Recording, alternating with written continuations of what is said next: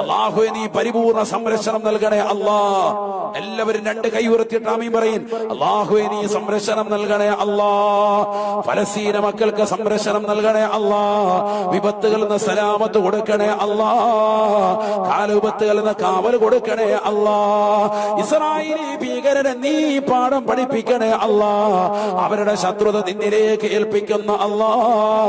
ഫലസ്തീനിലെ ഗസയുടെ തെരുവോരങ്ങളിൽ പിടഞ്ഞു വീണ പാവപ്പെട്ടതാകുന്ന മക്കളുണ്ട്, ചെറുപ്പക്കാരുണ്ട്, യുവാക്കളുണ്ട്, യുവതികളുണ്ട്.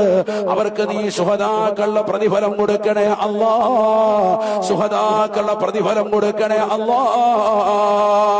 യുദ്ധത്തിന്റെ കെടുതി മൂലം കൈ നഷ്ടപ്പെട്ടു പോയവരുണ്ട്, കാല് നഷ്ടപ്പെട്ടു പോയതാകുന്ന 15ഉം 10ഉം വയസ്സുള്ളതാകുന്നതിൽ താഴെയുള്ള പിഞ്ചോമന മക്കളുണ്ട്.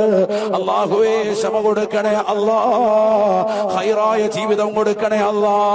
സ്വാതന്ത്ര്യം അനുഭവിക്കാനുള്ള തൗഫീഖ് നൽകണേ അല്ലാ. സ്വാതന്ത്ര്യം അനുഭവിക്കാനുള്ള തൗഫീഖ് അവർക്ക് നീ നസീബാക്കണേ അല്ലാ. പിറന്ന നാടിന് വേണ്ടി പ്രയാസപ്പെടുന്ന സാധുക്കളാണ്, പരിപൂർണ മോചനം കൊടുക്കണേ അല്ലാ.